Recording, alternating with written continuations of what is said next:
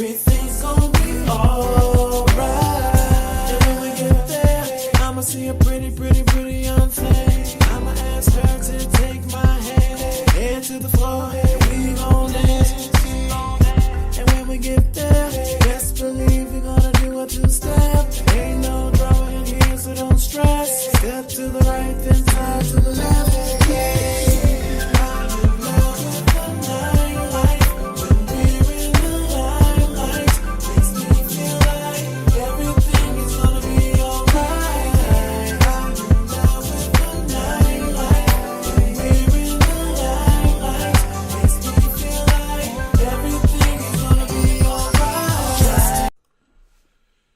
Good evening, welcome to the Stephen Knight Show. I'm your boy Stephen Knight. Hope you're having a wonderful Monday. Hopefully it'll get a little bit better for you. We are back with the latest in sports, fashion, movie reviews, and the best indie music out there. Now later in the show we welcome Nicole Ross, who is the president of Hands Across Philadelphia. It's an organization that is working towards the betterment of youth and people of color. It's Black History Month, so what other better time to have her on the show? Then in Hot Topics, we're discussing everything from the Grammy breakdown, a lot of controversy, a lot of great things happen. And then there's beef between BET and Nicki Minaj. BET has since apologized to her, but we'll talk about all that. And Nick Cannon calling out Jimmy Fallon and Jimmy Kimmel for their past blackface incidents. Talk about all that in Hot Topics. Want to remind you all over social media, Facebook, Twitter, Google+, Instagram, and of course our official website, thestephenknightshow.com. You can also check us out on iHeartRadio, Apple Podcasts, Spotify. Just go to our website, thestephenknightshow.com. Well, before we go to break, it's time for our Artist Spotlight. Every week we recognize somebody in this segment who is doing big things in music. If you're interested in being featured, please email us at submissions@thestephenknightshow.com. Submit your MP3 radio friendly, as well as your promotional pictures, social media links, and your bio, whatever we can put out there for you.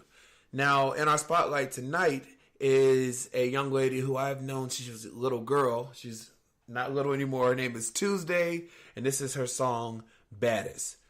For more information, go to our website, stephenknightshow.com. When we come back, Hot Topics, right back after this.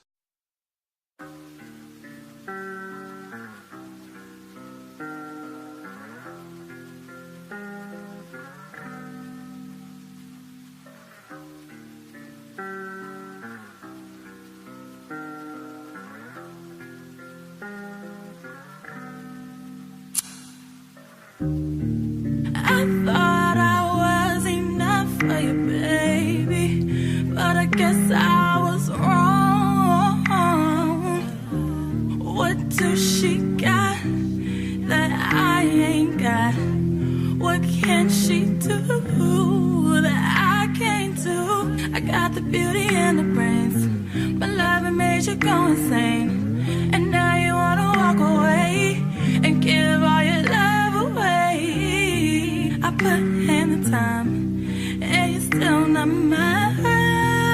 Ooh, you're so stupid. Baby, I'm the baddest. You could have had it.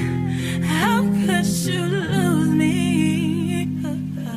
Baby, I'm the baddest. You could have had it.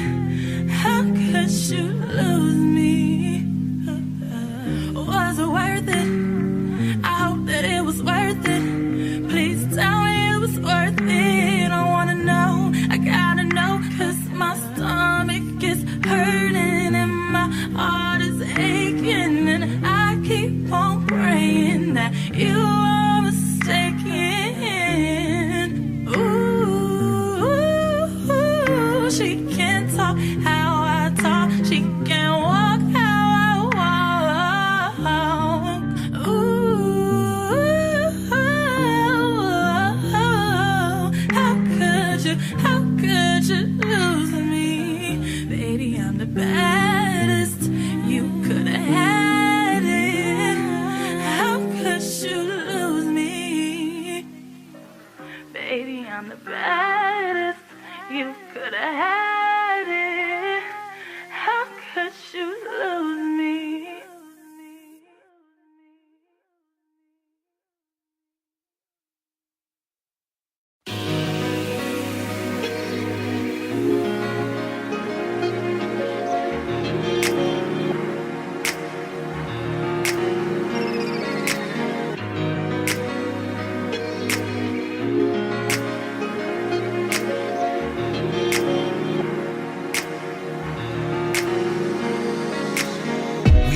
love into the sunlight.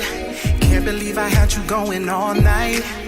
A touch here, pulled hair, back it up, right there. Girl, you know you did some things to me slowly. Got me thinking I should call you my shorty. You the type that I could bring around the homies. Down for me, I ain't never gotta worry. Tease me, kiss me, squeeze me. Tell me that you miss me. Tell me you and I are meant to be. Forever you and I T.Y. Cause I'm that guy. Love at first sight when you caught my eye. Never do I ever wanna make you cry. Baby, be mine and we'll fly so high, so high. It's the morning after. It's the morning after. We made love and I can't get enough. It's the morning after. It's the morning after. We made love and I can't get enough of you. Girl, I know in the past I was moving fast in my own world. You was there all along, I was so blind to you. Pearl, if I knew then what I know now, girl, you would have been in that wedding gown. House on the hill, queen with a crown. Oh girl, you know that you are my everything. Since you've been in my life, ain't been the same. I need ya, I want ya, wanna be there for you. So let me love you. It's the morning after. It's the morning after. We made love and I can't get enough. It's the morning after. It's the morning after. We made love and I can't get enough of you. Laying here in this bed, got so many things in my head. Thinking about how my life would have been if I met you way back when. But either way, I'm grateful for that love so beautiful. And I'm obsessed with showing you love, my love.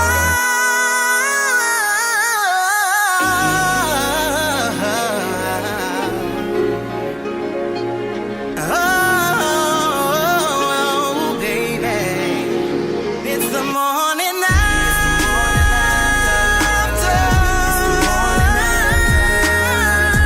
We made love. I can't get enough. I can't get enough of you. We made love. I can't get enough. It's the morning after.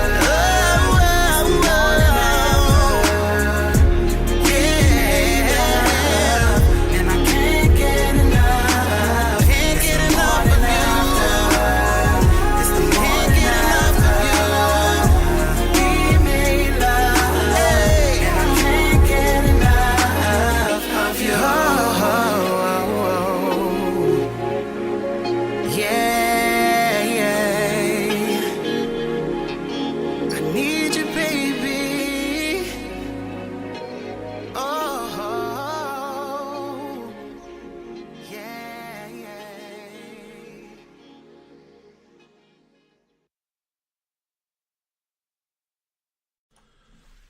Welcome back to the Stephen Knight Show. Miss Parker, how's it going? Happy Monday. How are you? I cannot complain. It today felt like a Monday. Like it wasn't a bad day, but it felt like a Monday here in Atlanta. You think so? Yeah. I mean, it was a Monday. Right. But bad weather, dreary, just I don't know.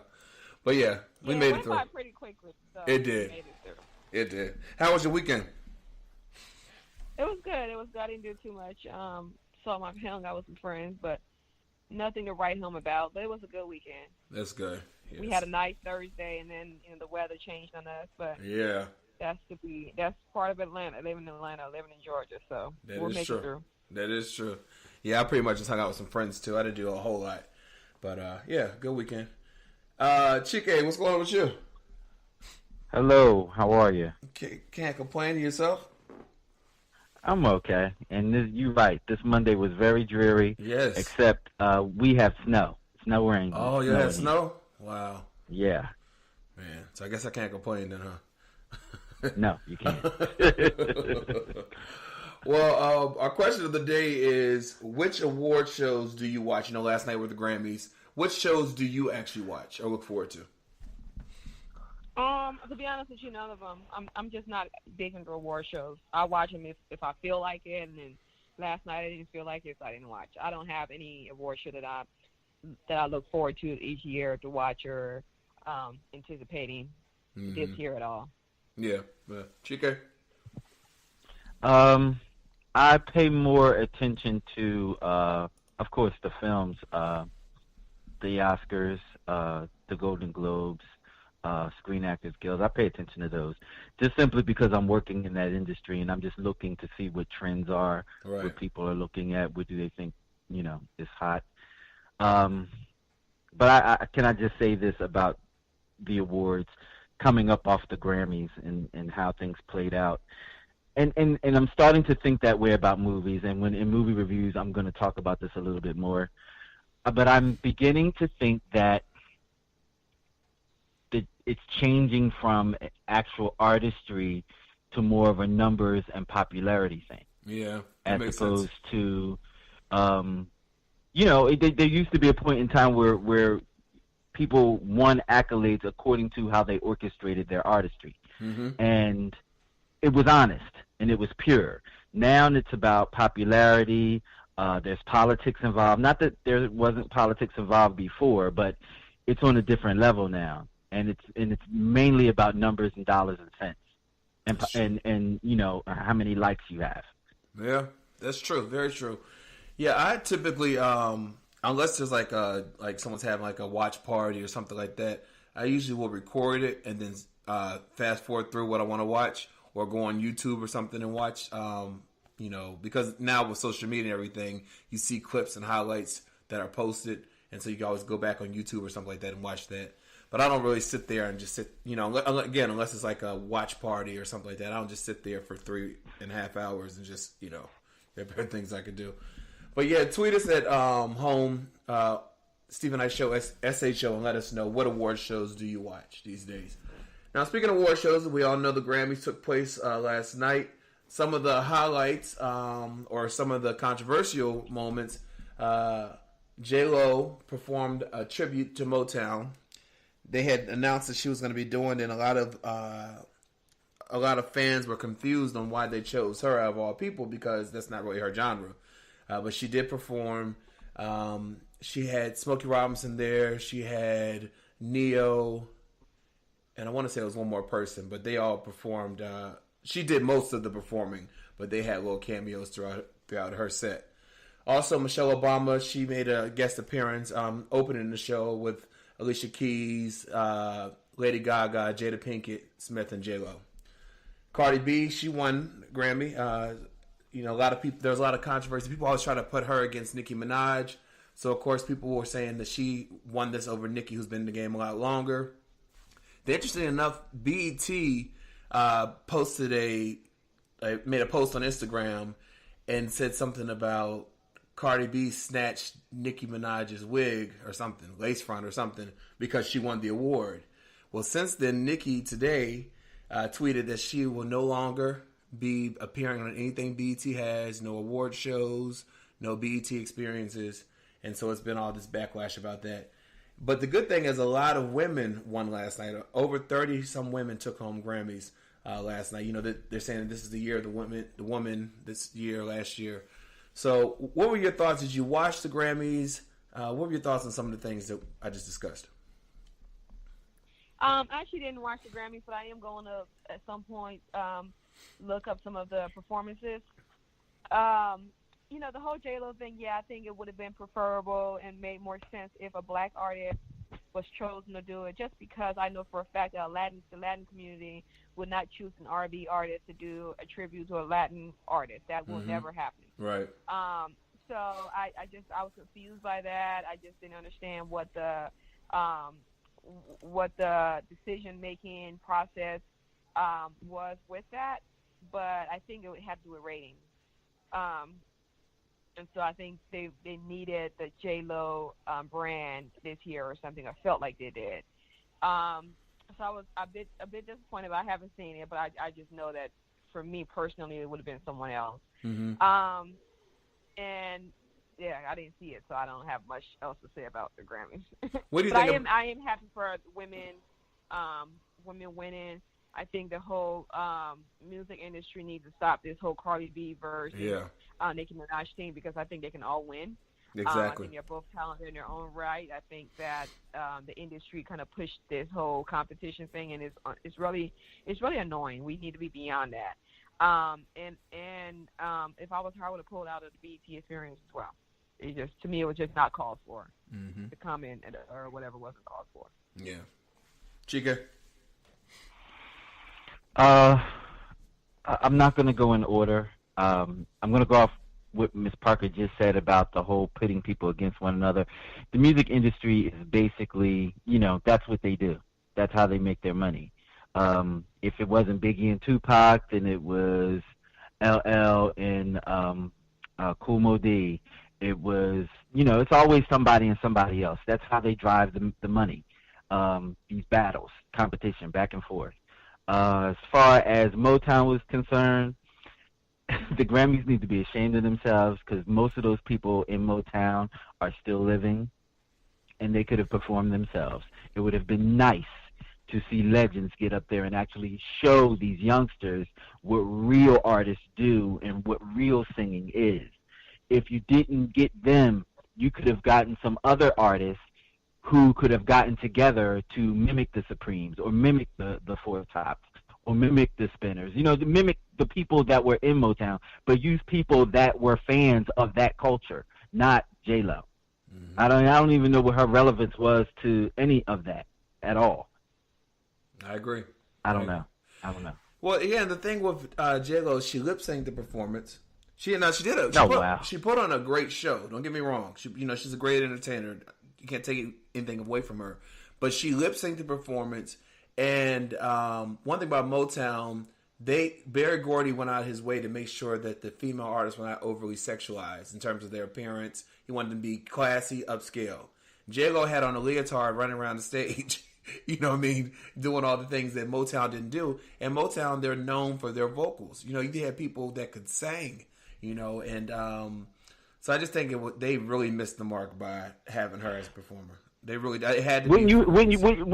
Wouldn't you have paid top dollar to see Beyonce and Destiny's Child reenact Diana Ross and the Supremes? Yep. Exactly. They could have done that. They could have had Jennifer Hudson. Fantasia was there. She did a tribute with Yolanda Adams and Audrey Day to Aretha Franklin. She could have performed in that. People that have those big voices that sing those songs, I think that they really missed the mark. And what else? I thought Michelle Obama looked beautiful. It was great having her there. Just her presence. She had the audience to their feet before she even said a word when she first came out.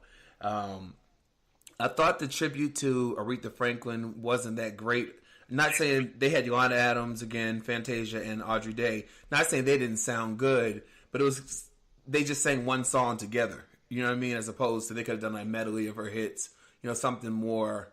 I thought more thought out. But me and Miss Parker were laughing because I told her they did a tribute to Diana Ross, and Miss Parker said, "Oh, who sang for it?" I said, "Diana Ross." Diana Ross did her own tribute. She did her own tribute to herself. They also had a tribute to Dolly Parton. Dolly Parton performed most of the tribute, but she also had Miley Cyrus and some other acts that were part of it. It was really good. I thought they did a good job. I think one thing we also saw last night with one of the controversial moments, Diana Ross, when she was performing, she said that she's so glad to be here on her 75th birthday. Well, of course, Black Twitter did some research and found that her birthday is not till the end of March. So they were side-eyeing her like, why would she say it's her birthday today when it's not? But, that's a legend. What can you say? But I think overall the show was good. I discovered some artists I had never heard of that were extremely talented. But that Motown, I'm still shaking my head about that. Well, I know that you all probably heard about Gucci. They had released a kind of Black Mass inspired hoodie last week. They once it went out, they got the backlash and they took it off the shelves. Well, Spike Lee has blasted Gucci and Prada for not having enough black designers. He said he will no longer wear Prada or Gucci until the fashion houses hire some black designers. According to US Today, the Oscar-nominated director announced via Instagram that he was not rocking with Gucci after word of the blackface controversy spread. Prada is still recovering after it was flame-broiled for an accessory collection that featured a dark-colored monkey with bright red, oversized lips as a figurine, a racist caricature popularized during the Jim Crow era. Now, Prada issued an apology and eventually pulled the design from all the online stores. Now, last week, Gucci wanted to learn the hard way, obviously. The Italian fashion label announced it would stop selling the blackface-inspired sweater that evoked blackface imagery. The piece of clothing featured an oversized collar that could be pulled over the wearer's mouth. The collar included a mouth slit that was framed as a giant red lips. Now, Spike, he put on Instagram, I, Spike Lee, of sound, mind, and body, will no longer wear Prada or Gucci until they hire some black designers to be in the room when it happens. The film director wrote on Instagram, it's obvious to the people that they don't have a clue when it comes to racist, blackface, hateful imagery. Wake up, you dig? T.I. and others have come out against and protest of Gucci as well. What are your thoughts? Do you think, are people this out of touch? They don't know that blackface is racist? What are your thoughts on this? Well, that's part of the... I'm sorry. Go ahead. I'm sorry. I was just going to say that's part of the reason why that they don't have any designers in the house, because there's no one telling them. There's no one being a gauge. Like, someone needs to be sitting there like, y'all shouldn't do that. That's wrong. Like, this is never going to fly. There's no one in the room to tell them that. Yeah. Ms. Parker? I think that's part of it. I think that they need to have multicultural people in those high-end designer positions that can help them make decisions like that. But I also think that white folks don't care. Because there are a lot of things that you would think would be common sense. I was thinking about this today. I was just sitting there thinking, if I was a white person in America, I would be so mindful of the pain that had been caused to African Americans that in all of my dealings, all of my interactions, I will be so mindful of it. But it's almost like they just go about life, like it's, a lot of them are not mindful. I'm not saying every white person, but a lot of it, I just think that it's just not a priority. I just think it's not a priority. I think that a lot of white people are not. The disconnect is that they're not in touch with the amount of harm that racism has done to us for generations up until now. They feel like it's something in the past, so there's no compassion and no empathy. And so when they make those decisions without a black person in the room, I almost feel like it's almost out of ignorance, of just not knowing or not caring enough to know. Because everything out there is accessible. Whether or not you care to know is one thing. I was watching Blackish, and he's an executive in an ad agency, and one of the episodes was about this. It was about how in the discussion room when they're discussing how to go about launching new products, that he's the only black voice saying, nope, that's racist, or nope, that's prejudice, or that wouldn't go over well with the black community. He's the only voice in there. And these high-end companies don't have that voice. And so they're making these choices based on their brand and who they feel like they're catering to, knowing that black folks are going to buy their stuff anyways, because black people are brand and status conscious. So there are a lot of different issues here. But that goes to what you said about Ms. Parker about them not caring, because if they cared about the black dollar, they would make sure that they were issues. Yeah. Yeah. I also think, and you think, I'm sorry, you just think about, I can take myself, for example. I'm especially cautious and I tiptoe lightly when dealing with people that are Jewish. Just simply because I know that certain things are sensitive and I never want to offend. If I can tiptoe and be careful around certain situations, why can't you do in turn for me or my people? And I think with everything going on in the state of our nation today, and with the culture changing, we're seeing a lot of more brown and black folks. We're seeing a lot of just different people on the spectrum, just in everyday life. They need to all be included in the boardroom so that you can know if you're offending the Jewish community or offending the black community or the LGBT community. But those people being in those top offices, those decision makers, that's what helps that conversation to make sure that everyone's represented and everyone can be won't be offended by the work that you put out. I think that's very important to start doing that. But interesting enough, Nick Cannon exposes white allies Jimmy Fallon and Jimmy Kimmel over their past blackface.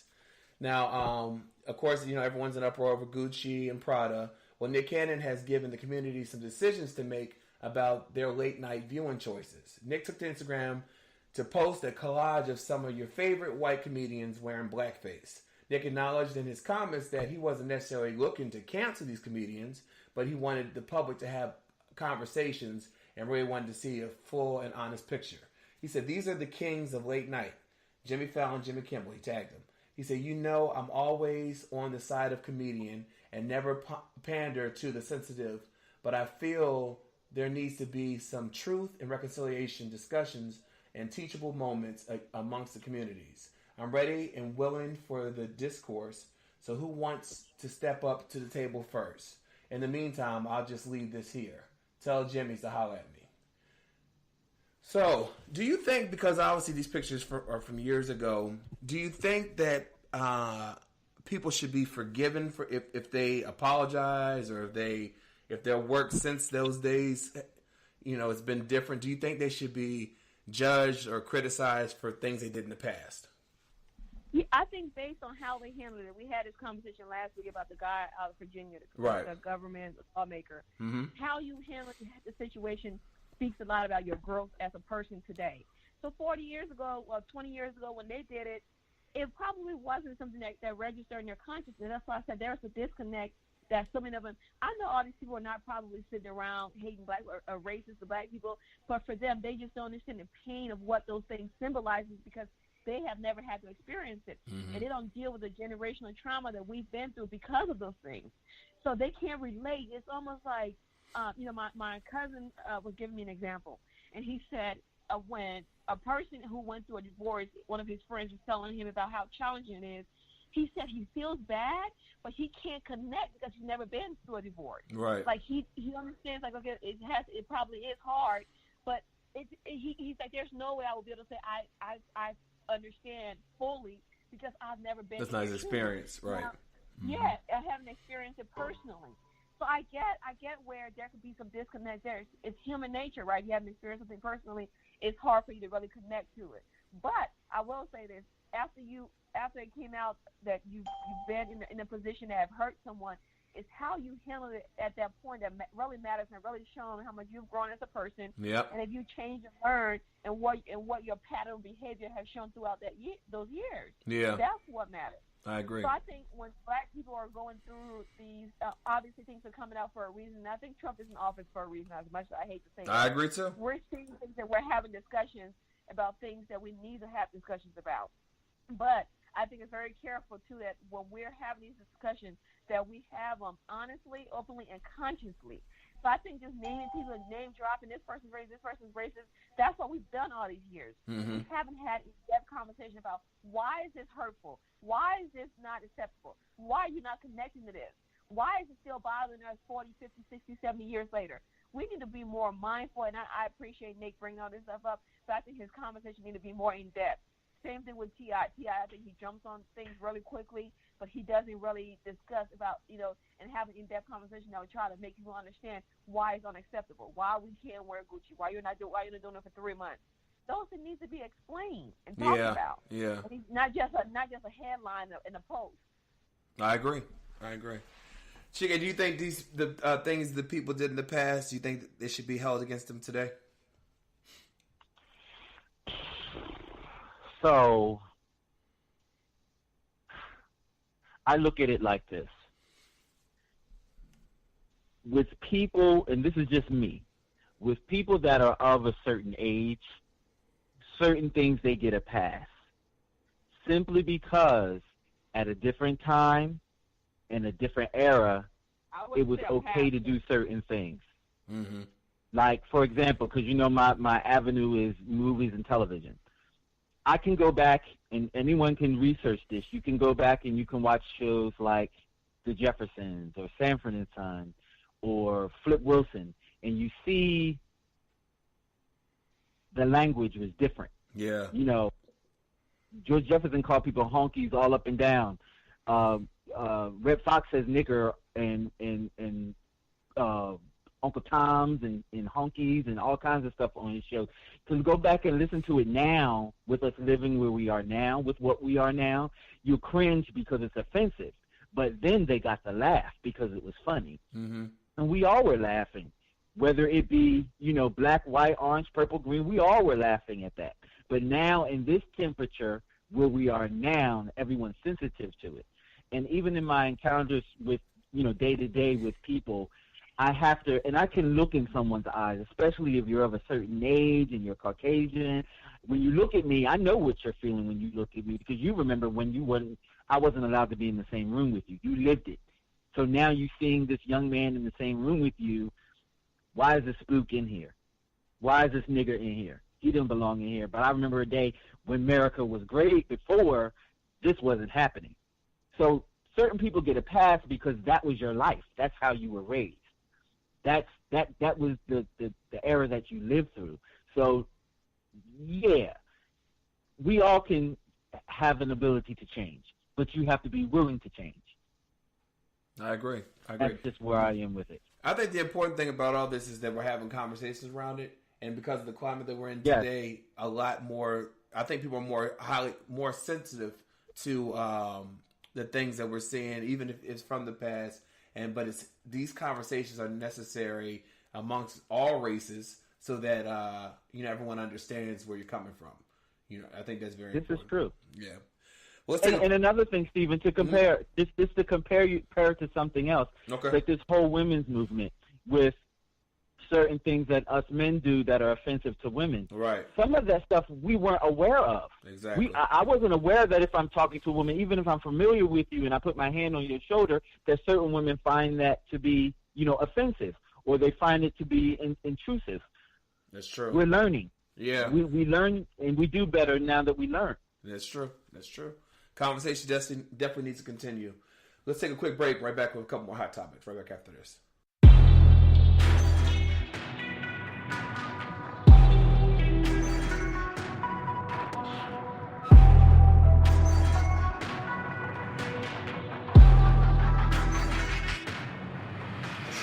I took the lights on these hitters, cause they were sleeping.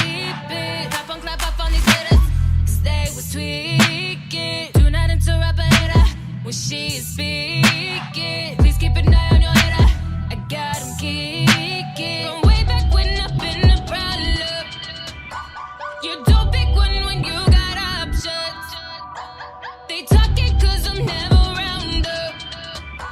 Man, what you say, I beg your pardon.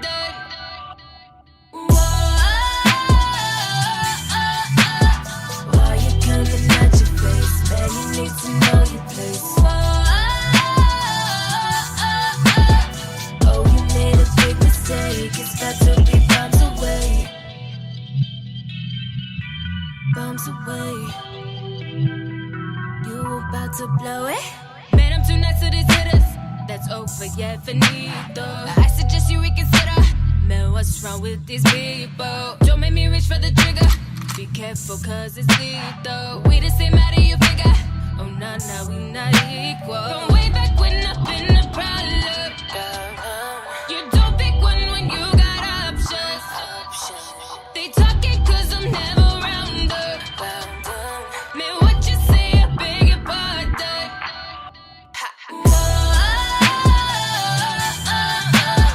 Why you coming at your face? Man, you need to know your place.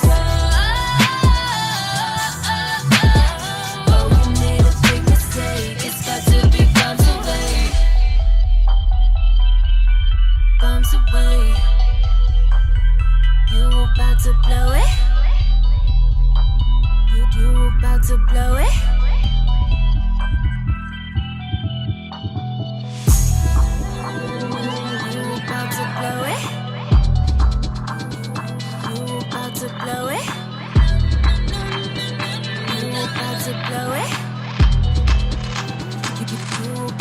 blow it.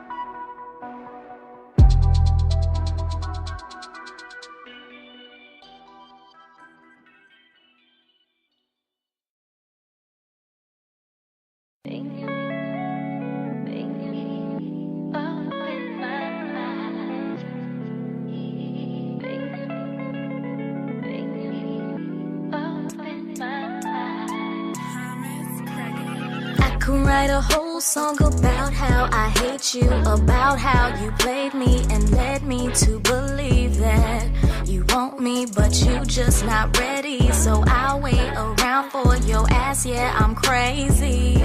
But truth is I love you and I don't know why. It's probably the way you look me in my eyes. And you such a Pisces, yeah, you put me on. And you put me in my place when I'm too much. I need that. Just one time in my life, don't need no yes man. This one nigga in my life, he's fucking honest. I love him cause he's everything I wanted. I need that. I need that. Baby, I'm forgiving you. Can we move on? Can we try this? Cause I don't know what I'm gonna do without you. Baby, I can talk about the lack of communication. How often you make me feel unappreciated. How I could've been out tonight hanging with my girls, but I'm with your ass all night cause that's what I prefer. But truth is I love you and now I know why. It's the way your hands fit perfectly in mine. And you such a Pisces, yeah, you put me on. And you put me in my place when I'm too much. I need that. Just one time in my life, don't need no yes man. This one nigga in my life, he's fucking honest. I love him cause he's everything I wanted. I need that. I need that. Baby, I'm forgiving you. Can we move on? Can we try this? Cause I don't know what I'm gonna do without you. I need that. I need that. Baby, I'm forgiving you. Can we move on? Can we try this? Cause I don't know what I'm gonna do without you.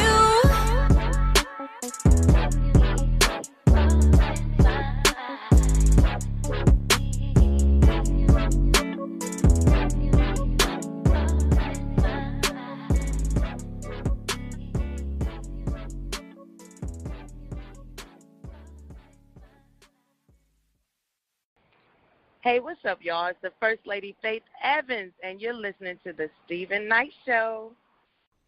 Welcome back to The Stephen Knight Show. I want to remind you all over social media, Facebook, Twitter, Google+, Instagram. Of course, our official website, thestephennightshow.com, that recently was facelift, brand new website. You can also order your T-shirts there. Now, you know this is Black History Month. Every day on our Instagram, The Stephen Knight Show, we post someone that we recognize in honor of Black history. So definitely check that out there at The Stephen Knight Show on Instagram. All right, a couple more hot topics. So you remember AJ Calloway? He used to be on 106 & Park. Now he's on Extra. Well, he's been officially suspended after multiple sexual assault accusations. Now, in a statement released by The Hollywood Reporter, Extra's host, AJ Calloway, has been suspended from the program after multiple women accused him of sexual assault. Warner Brothers Television officially confirmed the decision in a statement saying that the network has started an internal investigation into all the misconduct claims. They said upon becoming aware of the allegations of sexual misconduct against AJ Calloway, we began an internal review to determine whether there had been any misconduct by Mr. Calloway on Extra. and whether any employee of the show had been a victim of such misconduct. To date, we have found nothing to suggest that Mr. Calloway has ever engaged in workplace misconduct. In light of additional allegations brought to our attention, we are expanding our ongoing inquiries, and Mr. Calloway has been suspended pending further review. The network continued, we take such allegations very seriously and committed to doing everything we can to ensure a safe and inclusive workplace for our employees. Now, Calloway was arrested back in 2006 for alleged sexual assault on activist Celie Abrams. The case was later dismissed on procedural grounds, but Abrams maintained that the assault did take place. Now, of course, AJ's attorney has vehemently denied any of this ever took place. What are your thoughts, Ms. Parker? You think they were right to suspend him? I'm sorry? Do you think they were right to suspend him at this point? Yeah, because I think not doing anything would send a message that the victim is lying, right? Mm-hmm. So suspending him until they do their investigation is, I think, the only proper way to go. But I also think that you and I can't sit here and really judge the situation until they do their investigation. Mm-hmm. Because there's a serious allegations and it needs to be looked into. If he's done it, then that needs to be found out and dealt with. And then if he didn't do it, his name needs to be cleared up.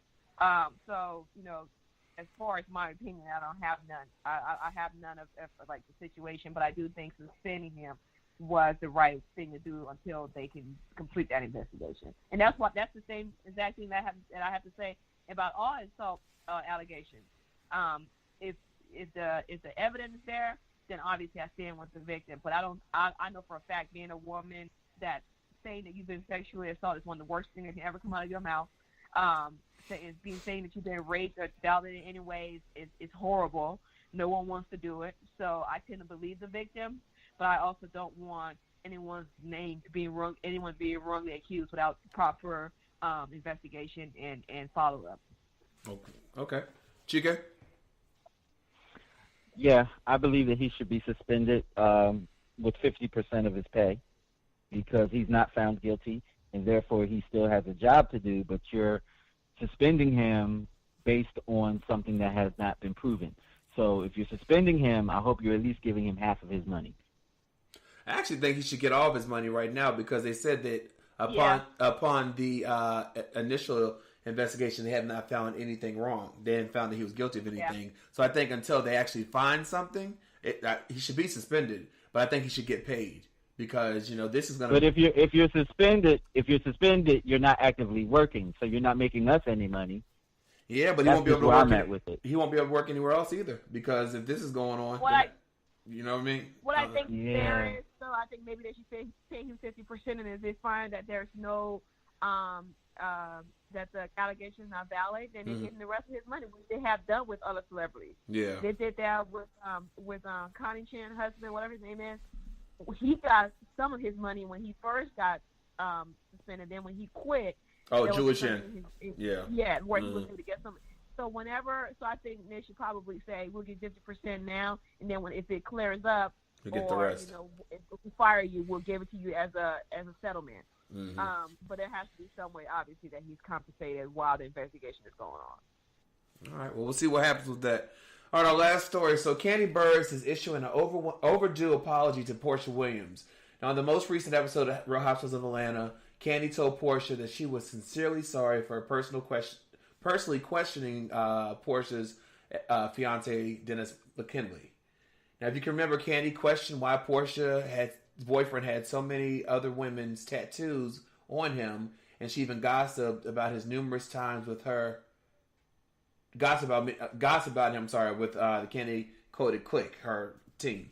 Now, however, Kandi has a change of heart, and while in Tokyo, Kandi told pregnant Portia that she was sorry and could relate, considering how people initially were judgmental of Tide.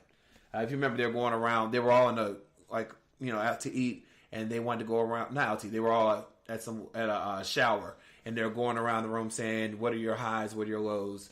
and Candy was talking about her highs being her husband, and then she wanted to apologize to Portia because she said regardless of what he may have done in the past or he did do in the past, that's who they're with. He makes her happy. He's been nothing nice but, to Candy, and that she wanted to apologize. She was actually tearful about it. Well, Portia said after the show that she said, I don't really know Candy, if Candy felt, when she felt that, I'm sorry. She said, I don't really know Candy felt when I told her I was pregnant. Since she's done interviews, I haven't heard her say congratulations one time. I haven't gotten a text or nothing.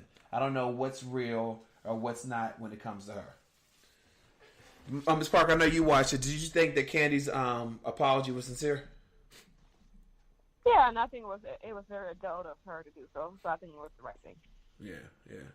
Would you be able, Chike, if someone was making allegations about or talking about, the person you're dating, would you be able to forgive them if they apologize to you?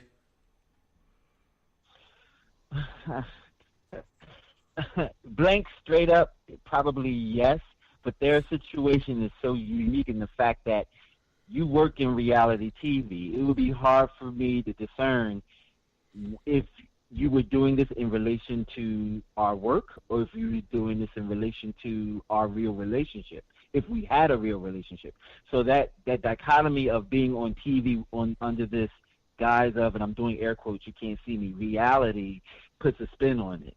So me probably being on a reality show, unless I know you personally or knew you before we went into that venture, I probably wouldn't trust you or believe you, honestly.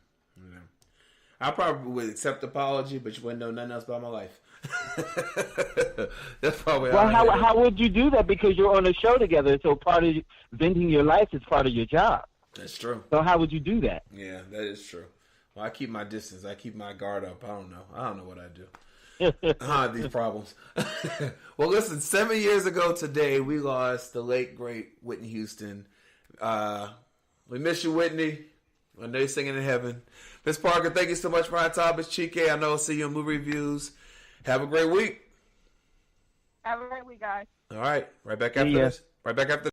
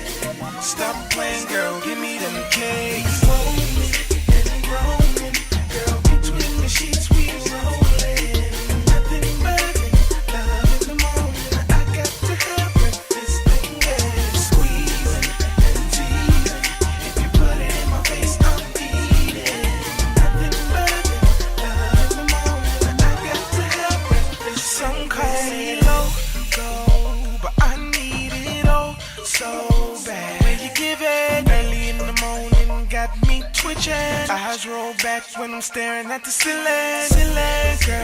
Girl, you and I, how many licks just to get to your center? When I beat that batter, girl, I'ma fry them cakes with a cast iron skillet.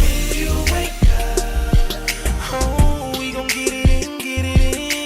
If you my love, we gon' turn this bedroom to a kitchen. Let's get up. Oh, you can't get away. Stop playing, girl, give me them cakes. Girl, between the sheets we rolling. Nothing but love in the moment. I got to have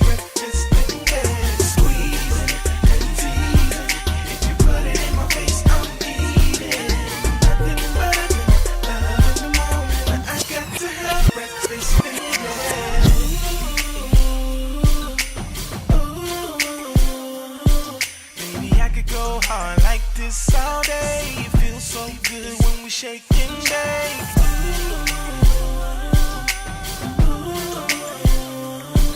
When you curl your toes and you grab my hand, this is the sound when we baking, man. Wake up. Oh, we gon' get it in, get it in. I'ma give you my love. We gon' turn this bedroom into a kitchen. Let's get up there. Oh, you can't get away, get away. In my bed. Stop playing, girl, give me them K's.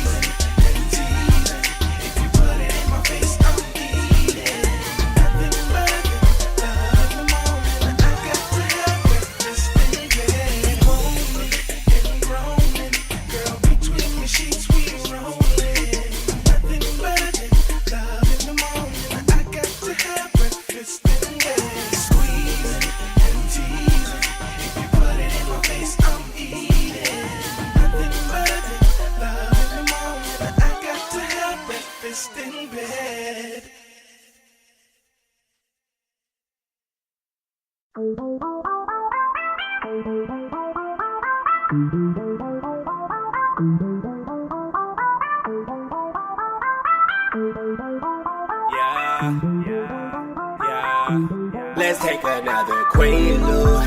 Quaalude got me feeling in a great mood. Great mood, all the models on that Grey Goose. Grey Goose, I can't feel my face, that's phase two. Phase two, let's take another Quaalude. Quaalude got me feeling in a great mood. Great mood, models all on that Grey Goose. Grey Goose, I can't feel my face, that's phase two. Okay, life of the party getting loose with a 10. She a sucker for the wine and his juice in the gin. Where's PNT? Cause you usually with him. And I flex on these like I moved in the gym. She came through, her crew tagged along. It's going down like it's after prom. You heard me, that equals 3. Either that or my math is wrong. She ride me till the taxi comes, until the point that I go numb. And that is so dumb, you would've thought that I was blind. Then I'm leaving, money is the reason. No sleeping, keep women feeding in a hotel. Year round, that's 4 seasons. 4 seasons? You ain't ballin', you a rookie, got a playin' hooky, now you off. Got the lush your Buzz and Woody when you found out what her pics are. But I do know one thing now, they come and go. Hey girl, you know your road get new, take, lose, let's take another Quaalude. Quaalude got me feeling in a great mood. Great mood, all the models on that Grey Goose. Grey Goose, I can't feel my face, that's phase two. Phase two, let's take another Quaalude. Quaalude got me feeling in a great mood. Great mood, models all on that Grey Goose. Grey Goose, I can't feel my face, that's phase two. Phase two. Girl, I'm faded. Girl, I'm faded. Just took another loot. It's so amazing. So amazing. Sorry if I'm rude. I'm famous. Nah. This conversation, I don't know what I'm saying. Nah. Took another loot, now I'm on station. Every night is a model or an actress. She coming home cause you know what status. She call me king, had a bling in the palace. Didn't give her the biz on my mattress. And she know these other just practice. I'm the greatest, beat it up like Cassius. From a Willie made a movie called The Blackfish. Every time we do it, it's a classic. Kid up, turn the bed to a casket. You funny if you think the song average. Wait a minute, did you think the song average? Wait a minute, did you think the song average? Then she said, wait, I ain't trying to hate, but the song sound like Replacement Girl. I said it's cool, guess who likes it more? Who? Your replacement girl. Your replacement girl. Your replacement girl. Your replacement girl. Let's take another Quaalude. Quaalude got me feeling in a great mood. Great mood, all the models on that Grey Goose. Grey Goose, I can't feel my face, that's phase two. Phase two, let's take another Quaalude. Quaalude got me feeling in a great mood. Great mood, models all on that Grey Goose. that's phase two, phase two.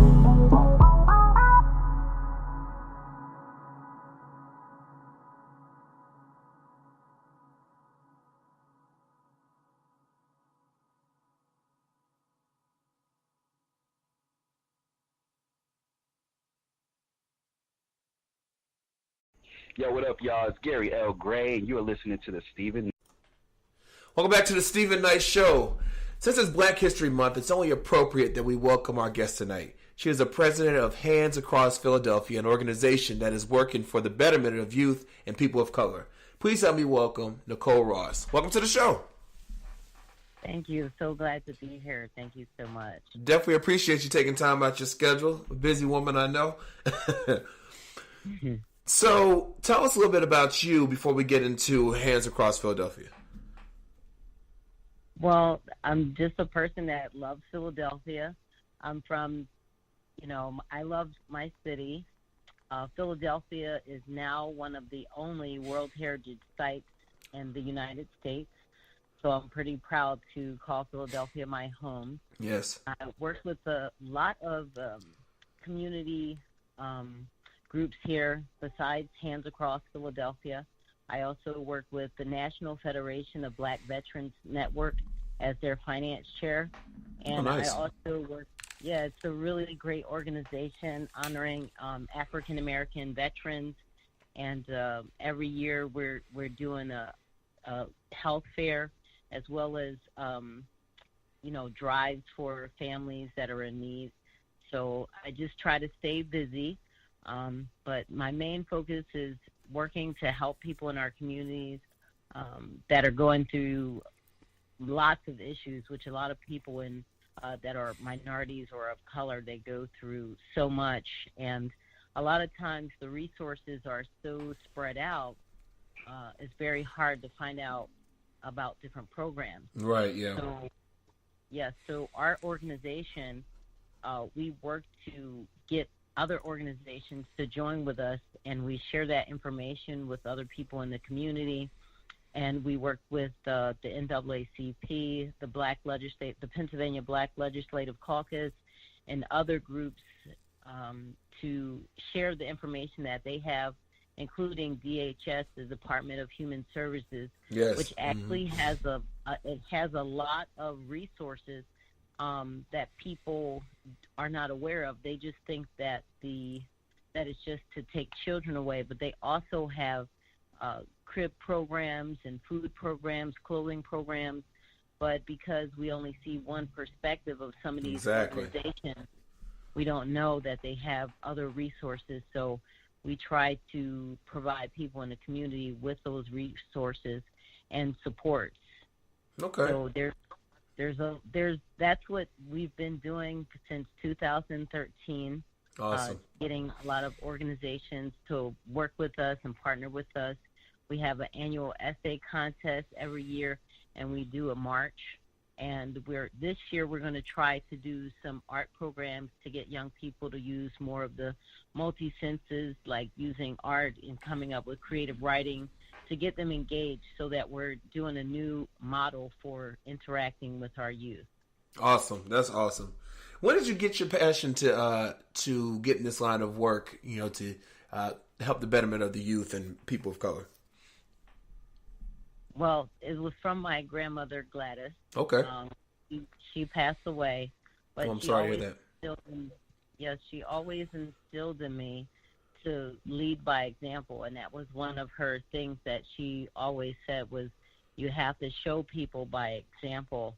And she used to, she was I looked up to her a lot because she overcame a lot of obstacles. She had 10 children, 5 boys and 5 girls from a really big family. Yeah. And she provided for them and took care of them, as well as grandchildren. And what I learned from her as she started to get older, I would take her places with me because a lot of times people don't understand the importance of our elders and how they have a wealth of information that if you speak with them on a regular basis, you can find out so much information that that they have went through that's the same thing you're going through. Exactly. It's just a different period. It's true. So Very true. I learned so much from her. She would always give away food. I would be like, oh, I got to go to grandma's because she want me to go pick up food. We would pick up food, give it to other seniors and other people, like, because she was into, like, taking care of people, because most of her life she always had to have a lot of food to take care of children. And so she just couldn't stop that. She would make sweet potato pies, white potato pies, just cook. When she would cook, she would make for, like, a lot of people. So she would be giving away food, and I would be the one to go and pick up the food so she can give it away to people. And she was always taking care of other people, even though she was elderly herself. Right. She kept taking care of other people that were in their late 90s, even when she was in her 70s and 60s. And she learned how to sew when she turned 70. And I was like, why are you trying to learn how to sew? I was like, you don't got no children. All right. Clothes now. She was like, well, I want to learn how to sew. And she went to her center, her community center, and she started making all these clothes, and her clothes were fabulous. And she made these great clothes, and they had a fashion show every year. So I would go to the fashion show. I would take pictures. I'd be the photographer for everyone. And we would have city officials come out, and they would just participate and watch and, really be happy that everyone was doing that. But she inspired people because she also became an amputee. Oh, which wow. A lot of people experienced that.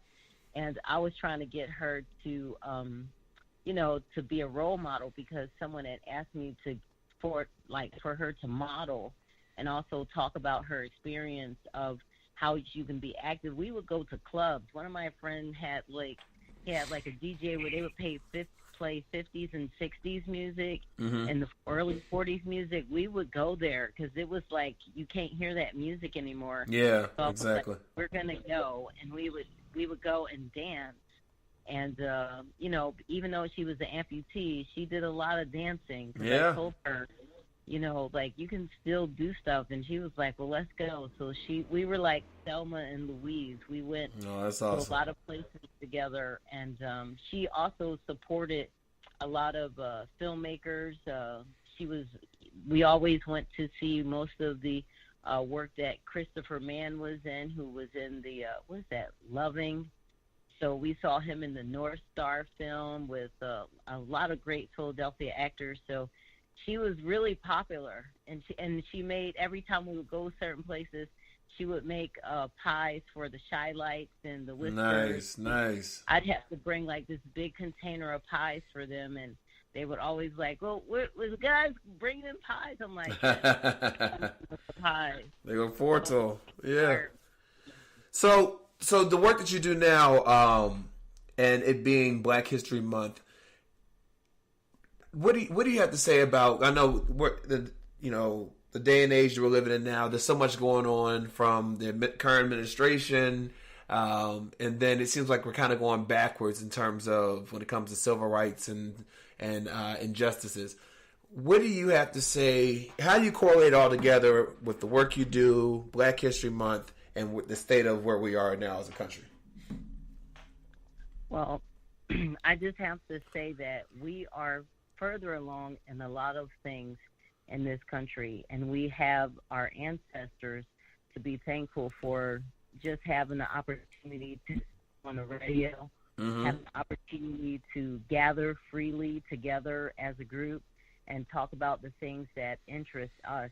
And that's because there were a lot of people who fought until the death and gave their blood for us to have all of these amenities that we take for granted every day. Right. So I think that honoring the ancestors and making sure that first, before we focus on the negative, we focus on the positive blessings that we all have, that we can be our best selves possible. Absolutely. Because of the many sacrifices that people have made. Absolutely. So that's what I have to say about that part.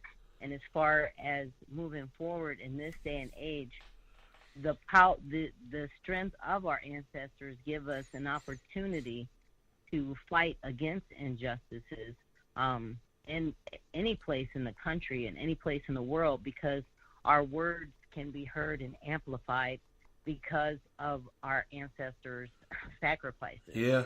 So any obstacle that is put in front of an African American, in my view, can always be overcome because we have the power of our ancestors to guide us through any of these situations. And just to bring an example, the incident that happened in New York where the inmates were in Brooklyn and they were in that facility without heat or water. Right, yeah. Or electricity. I thought the number one thing that caught my eye is the amplification of the black woman that first talked about it, and it was like it made me understand how we can overcome any obstacles.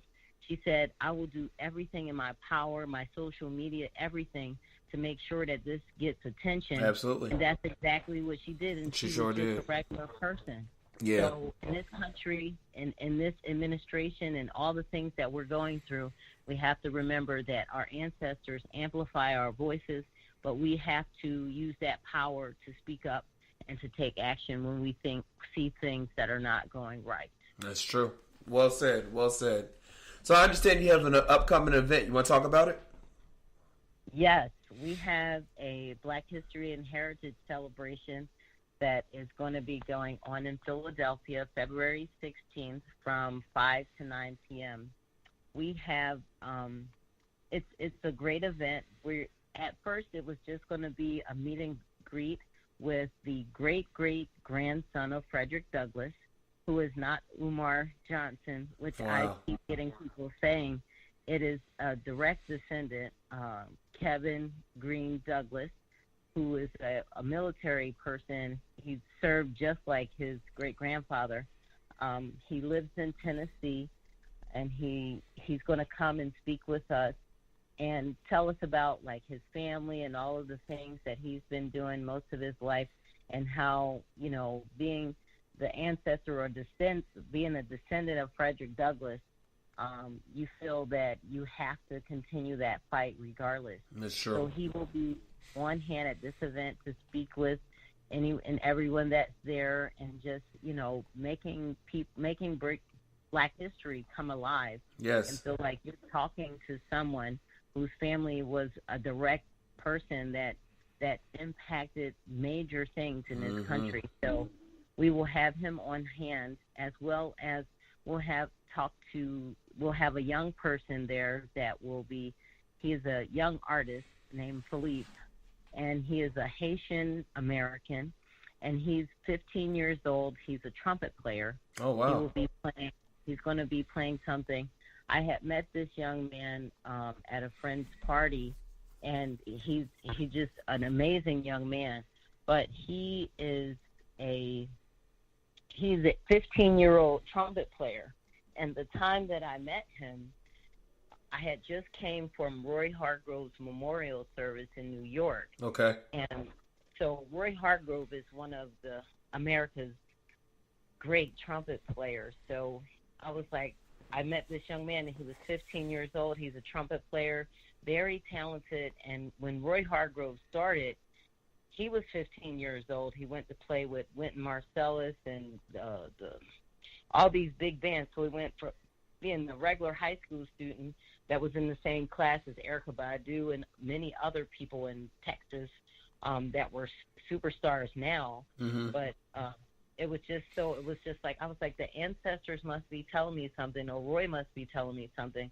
So this young man will be performing that evening, and in the future he will be meeting all of Roy Hargrove's bandmates, because I reached out to them and told them, like, it's a coincidence that I met this young trumpet player that's so talented, and so they'll meet him. That's so awesome. I said he's going to be super famous in the future, and we want to make sure he has all the tools and lessons and words from other people in his craft that started just as young as he was.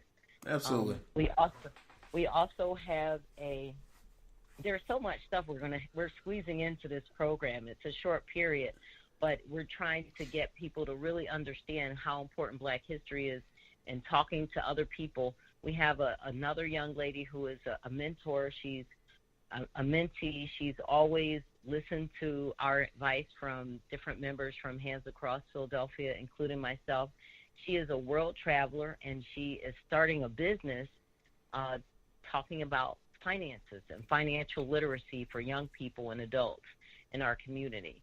And she wants to teach young people how to utilize financial literacy to become, better people, to start legacy, to be able to save money, to be able to start a business. So she is starting a business, an accounting business, and financial literacy program called Hidden Figures.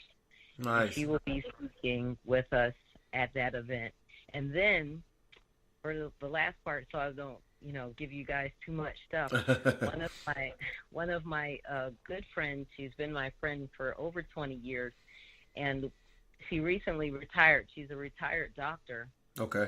And we were having dinner, and she was, I know they had the Freedom Rides and the tent cities and stuff during the early 60s. So she told me the other evening that she has all of the documentation from her participation in it. When she was a young girl, like a teenage girl or a mid-20s girl, she saw the things that were happening with the fire hoses and the dogs and everything happening down south. So she called them and said she wanted to volunteer. They said, they called her back and said, we'd like for you to come down. So she worked with the publicity people and the people that were doing the Poor People's Campaign and the tent cities. So she worked with them doing the publicity and all of the writings and stuff, and she kept all those documents. And she was like, she's a Caucasian female, but from her perspective, she worked in a different section to help people. And I was like, she was like, I wonder if anyone else kept all those documents. Wow. And I was like, probably not, because they were too busy fighting to stay alive. Exactly. Yeah. That was the last thing on their mind. Uh-huh. Yeah. But from her position where she was at, she was, documenting everything and keeping great notes and keeping all of the news articles. So we will have some of those items available for people to look at. That's awesome. See, like from the actual time of people like trying to help during the civil rights disruptive things that were going on. So we will have parts of history in many ways there.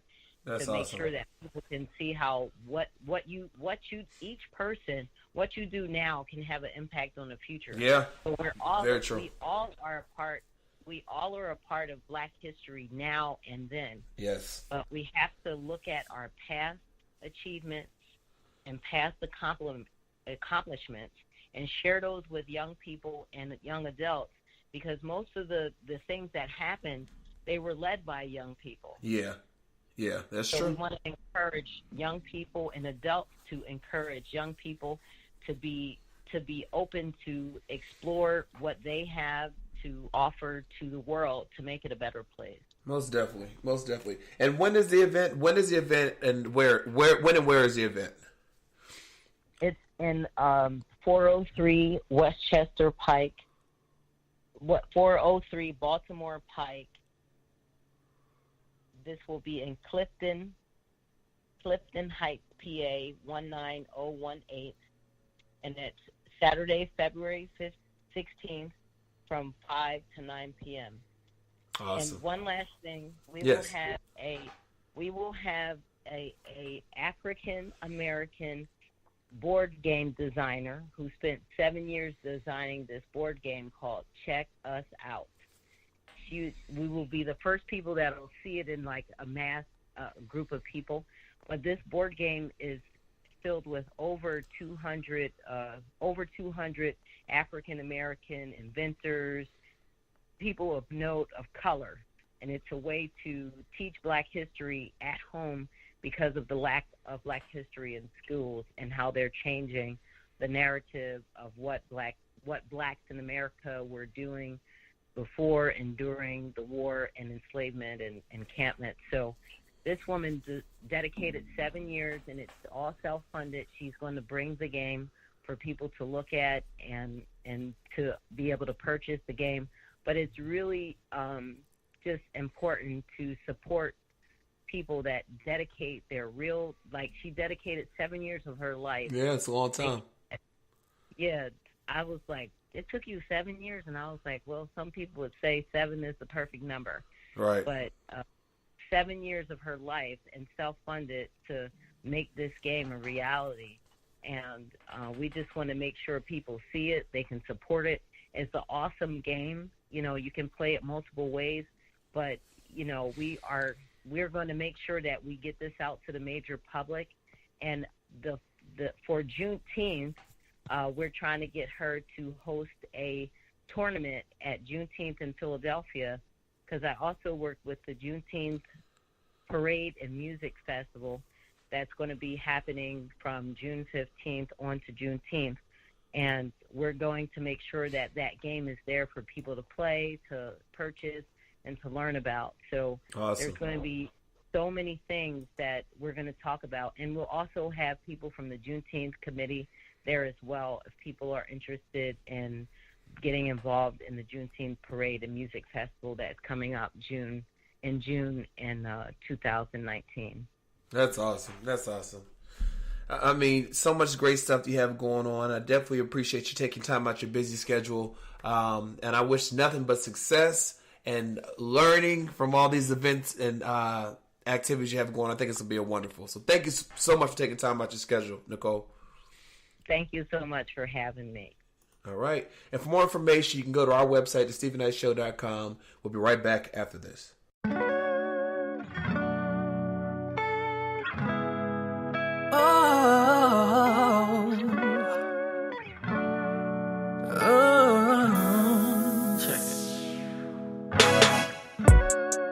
It's so funny how things change. We were so close, but then you slipped away. Now I'm losing my baby, it's driving me crazy, and I'm about to go insane. The hell am I gonna do? Can't do this thing without you. Thought forever was on, now forever is gone. And baby girl, I'm missing you. Took you on shopping sprees when all you really wanted was time with me. Eyes wide open, but I could not see. Just know if ever you give me a chance, I'm giving you all, giving you all, giving you all, giving you all. I said I'm giving you all of me, giving you all, giving all, giving you all of me, giving you all, giving all. When I was struggling, you held me down. When I was slipping, girl, you stood your ground. Anytime I felt lost, always gave me real talk. You helped me be a better man. Then this music finally came around. I'm flying high, but you ain't leave the ground. The shit I put you through, the hell am I to do? Cause baby girl, I'm missing you. Took you on shopping sprees, yeah, when all you really wanted was time with me. Eyes wide open, but I could not see. Just know if ever you give me a chance, I'm giving you all of me, giving you all, giving all, giving you all of me, giving you all, giving all, giving you all of me, giving you all, giving all, giving you all of me, giving you all, giving all.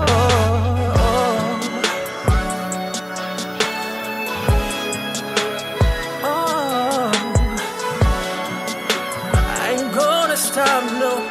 I ain't gonna stop, no. I'm giving you all, giving you all, giving you all, giving you all.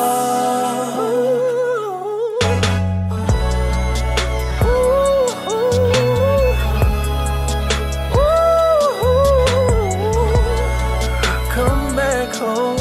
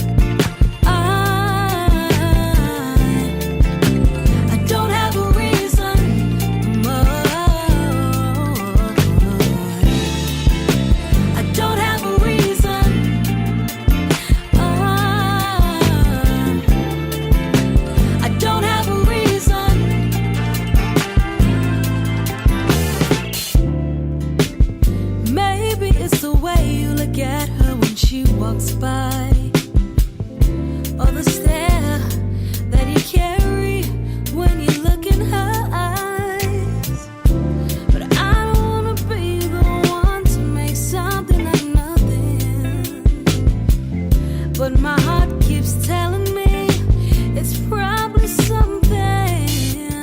'Cause I can't sleep at night.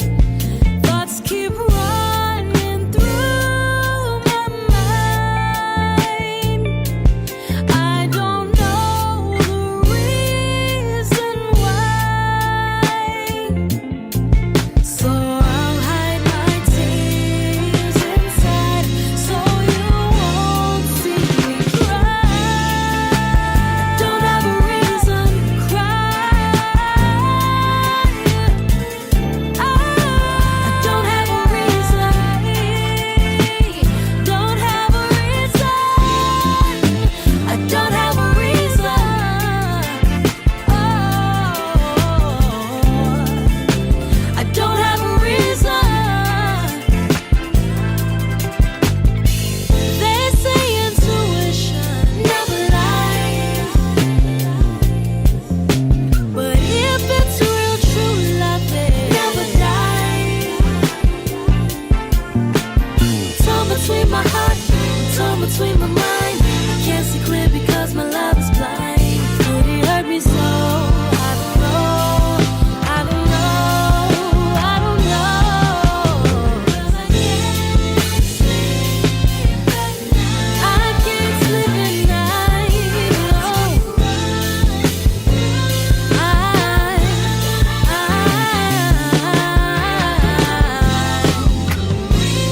I don't know the reason why. Oh, tears inside won't see me cry. I can't sleep at night. Thoughts keep running through my mind. I don't know. I don't know. I'll hide my tears inside. Won't see me cry. Won't see me cry. I don't know. I don't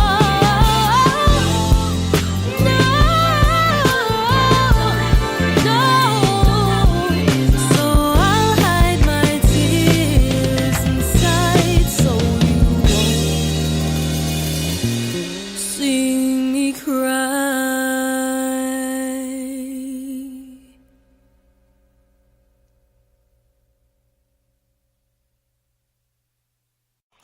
Welcome back to the Stephen Knight Show. Adam, how's it going? It's going well. How are you guys? Cannot complain. How was your weekend? Pretty good. You know, it was warm, or not warm. It was sunny on Saturday, and then we actually got some snow last night, but it didn't stick around for too long. Okay. So it was nice and relaxing. How about you? My weekend was cool. I didn't do a whole lot, but I had a quick, restful weekend. I'll say that. Oh, good. Well, I'll let you and Chike take away with movie reviews.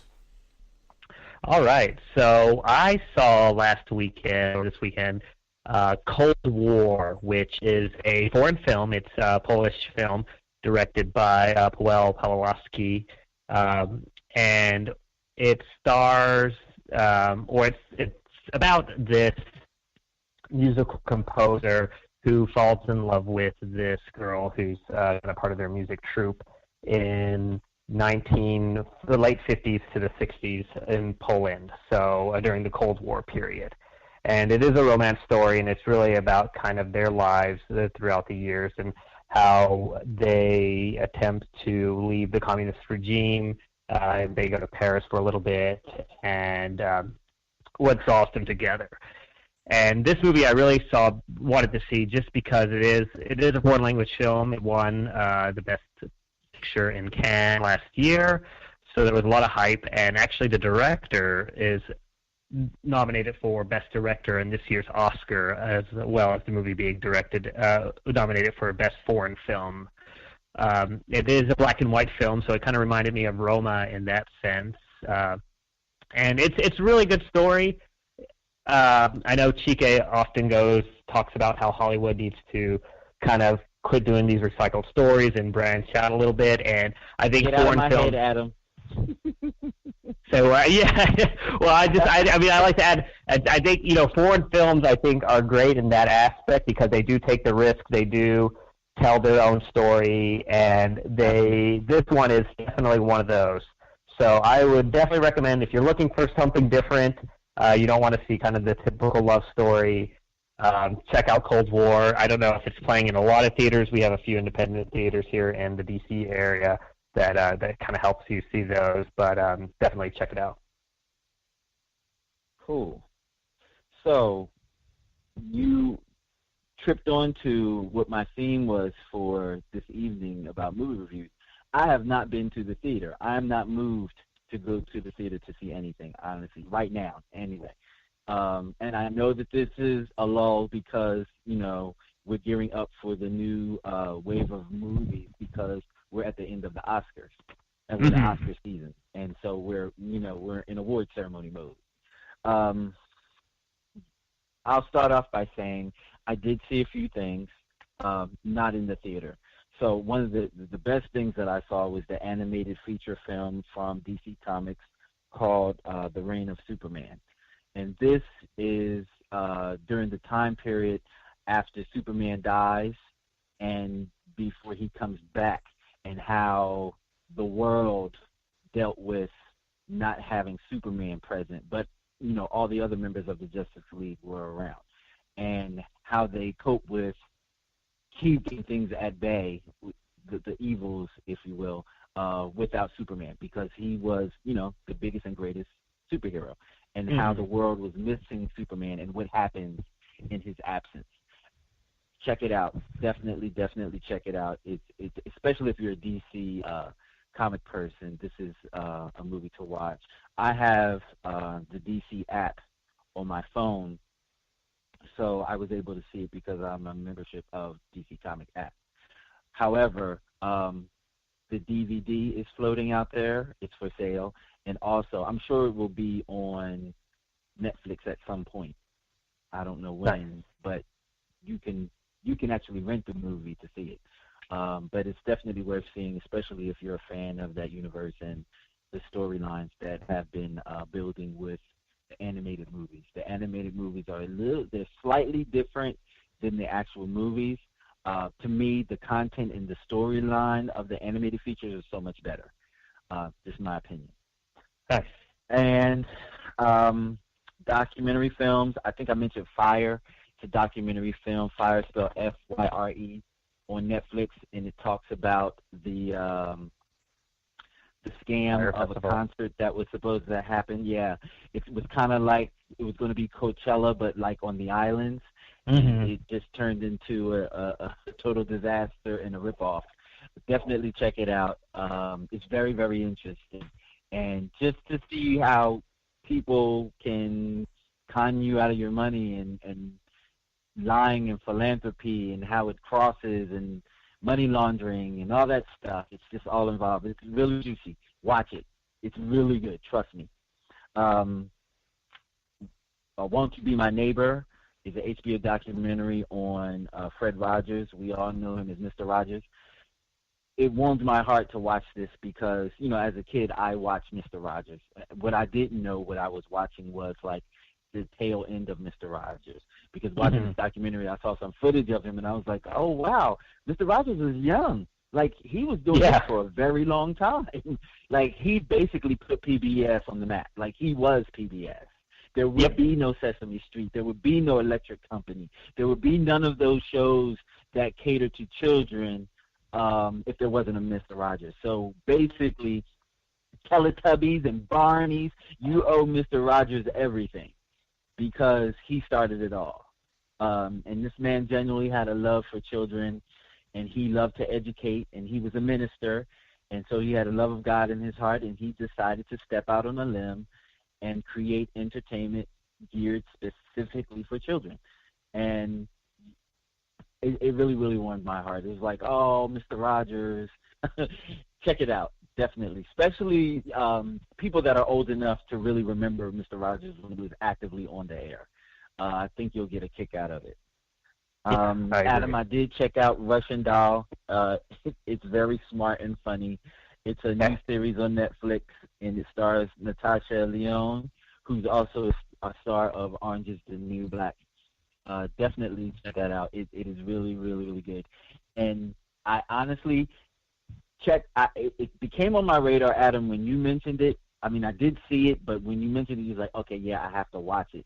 But then on Twitter, Ava DuVernay was giving it great shout-outs, and I was like, oh, yeah, I really have to watch it now. If Ava DuVernay gives it the thumbs up, it's really a go. I have to check it out. So, yeah, check it out. It's called Russian Doll on Netflix. Yeah, I'm still going to catch it. The Two Killings of Sam Cooke is another Netflix documentary about the legendary singer, soul singer, gospel singer, Sam Cooke. And if you don't know his story, he was tragically killed by a lover. He was shot to death. And they basically break down if he wasn't such an activist. Everyone doesn't know this about Sam Cooke, but he was an activist because he lived, around the times of Martin Luther King and civil rights movement, that he would probably still be alive, or who would have survived longer than the age of 33 if he wasn't so political. Check that out. Definitely a good one. And I just started watching Agatha Christie's The ABC Murders on Amazon Prime, starring the John Malkovich. So that's where I'm at right now. So let's go back to, and I wrote it down here. So unhappy with Hollywood right now. These are my notes. So unhappy with Hollywood right now. So these are the movies that we have coming out. I just want to run off a couple names, and you tell me how many of these titles you've heard before. Pet Sematary, Child's Play, Shaft, and Dumbo. We've heard all those before. Yeah, some of them a couple times before. So the new Shaft is, Shaft was Richard Roundtree. That movie came out in the 70s. The new Shaft was Samuel Jackson. Now this Shaft is Richard Roundtree, Samuel Jackson, and the young man, I forget his name, but he's on Survivor Remorse on Stars. He plays Can. He's the lead person, the lead actor on that show. He's the third generation Shaft. They're all going to be in the movie together, being Shafty. Hollywood, really? Seriously? Yeah, I watched Shaft in 2000. Yeah. We need more black films, but do you have to throw 3 Shafts at us? I mean, come on. We can get a little bit more creative than that. This Dumbo release, I will allow it because it's live action. It's not going to be the cartoon. It's going to be live action, so it could be kind of cool. Danny DeVito is starring in it, as a circus master. It could be kind of cool. I think that this may be a pretty good movie, and I definitely know it's going to gross a lot because the Dumbo story is a pretty good story from Disney. They just decided to take this old and make it live action. Yeah, speaking of live action, have you seen the Aladdin teaser? I did. What do you think? I don't know about Will Smith as the genie. I know it's been mocked and ridiculed all over the internet, but usually I try to persuade it, but it's we'll see what happens. But I'm not convinced yet. In certain circles, he's known as Box Office Will, so I guess they're hoping that Box Office will bring it through. But it is a classic movie from Disney that automatically sells, tickets. So I'm sure they're relying on that, and then they're relying on the fact that Will Smith is in it. So maybe. I don't know. Hope and faith. Hope and faith. Sick and tired of these recycled stories. They're just rebranding old stuff over and over again. I guess The Wizard of Oz is going to come out again at some point. I guess it should be before the year's out, and she can bring it on back out. Bring it out with an all-Asian cast. I don't know. I don't know. Exactly. I don't know. And I hope I didn't. Well, we do have Captain. Anyway. Would you say? We do have Captain Marvel coming, so that's our one hope of. But that's just it, Adam. I'm getting to the point where, don't get me wrong, I love my comic movies made to real life. It's like a dream come true. I've always wanted that from my childhood. But now that they know that there's a formula and they know that they can make money from it, it's just like, let's do this all the time now. We're just going to continue to work, getting the money. Okay, I'm getting a little tired of it. I'm getting sick. That's true. But I'm getting tired of it. Yeah, but it's better than the remakes, I think. Yeah, it is. But then it's like Hollywood can't bring in the big bucks unless they make superhero movies, or they make something crash and burn or fly or light up or zing, zang, zing. What about true, honest-to-goodness stories? If you get back to that, then we'll start appreciating that. Like, for example, Oscar winner last year, Moonlight, original story, brand new. Why can't we have more of those? And I'm not just saying that because it was a African-American cast. I'm not saying it just because of that. But it was an original story. It was something that we haven't heard before. It was something that we hadn't seen before. Let's do that. Yeah, you might have the difference in foreign films. Yeah. But then the thing about a lot of the foreign films is some people don't like to go to the theater and read. They don't want to read the subtitles. Yeah, but I know you're not one of those. Movies. No, I am one of those. Because I think the content of those movies is so much better. But I have to be in the mood for it. And 9 times me being in the mood for it is me not going to the theater to do that. I like to be in home to it. Because then if I miss something, I can rewind and be like, what did they say? Let me see that again. Okay, yeah, that's what they said. That's true. I don't know if the answer is going to be. I come to the movie to watch, not read. Yeah, Steven, you and reading don't go hand in hand, so that's I read books, but I don't read movies. Gotham doesn't count as a book. The last time, to tell you the truth, with this Audible app, I don't even read books anymore. I listen to them. Yeah, me too. I will also quick mention, if you do have, we have landmark theaters here, but if you have independent theaters, some of them are running the short nominated short solid one, long movie that you can watch all of them at once. So if you're looking for something a little different as well, I would recommend those. They're doing the short live film movies and short animated movies all as one movie block. So if you're looking for something to switch up from the routine, definitely give those a shot. Nice. So, in my parting, I just want to send a message out to Hollywood. Just something to think about. Not saying that you have to do it. I think that instead of recycling some of these films and putting money into these films that you know are going to be successful because you're marketing them to a new generation, but it's just basically the same film from the previous generation, why not take half that money and invest it in one of these independent film directors and writers and help them create something new? You'll spend money, we'll have new material, everyone is happy. Just a suggestion. Because there's a lot of good talent out here in the independent world. Check them out. I happen to be one of them. All right. Anything else, guys? That's it. All right. Well, thank you as always for letting us know what to spend our money on and what not to. And have a great week. All right. Thanks. You too. All right. Right back after this.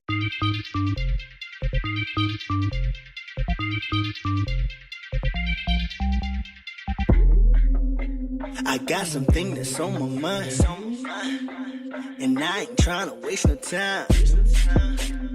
You got everything I like. Come over here, I wanna buy. Girl, you know that you got it right. Girl, I'ma curl the rest of the night. Private dance, let me see. Blow them candles off that cake. Take you home and get you right. Girl, you know I'm about that. And I said, ayo, ayo, ayo, ayo. Ayo, ayo, ayo, ayo. Girl, keep twerking that back. Turn a nigga on when you do it like that. You making that thing do the thunderclap. Got me thinking about your phone it back. And I said, ayo, ayo, ayo, ayo. Ayo, ayo, ayo, ayo. I'm thinking it's about that time. Going to your hotel, oh mine. Got my attention and watching you grind. Baby girl, you can just spend the night. And I said, ayo, ayo, ayo, ayo. Ayo, ayo, ayo.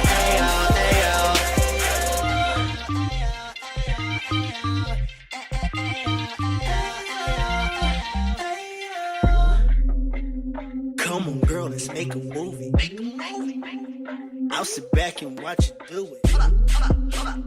Take your time, girl, don't be shy. We gon' make it hit tonight. Girl, you know that you got it right. Girl, I'ma curve the rest tonight. Private dance, let me see. Blow them candles off that cake. Take you home and get you right. Girl, you know I'm about that. And I said, ayo, ayo, ayo, ayo. Ayo, ayo, ayo, ayo. Girl, keep twerking that back. Turn a nigga on when you do it like that. You making that thing to the thunder clap. Got me thinking about you throwing it back. And I said, ayo, ayo, ayo, ayo. Ayo, ayo, ayo, ayo. I'm thinking it's about that time. Going to your hotel, don't mind. Got my attention and watching you grind. Baby girl, you can just spend the night. And I said, ayo, ayo, ayo, ayo. Ayo, ayo, ayo, ayo.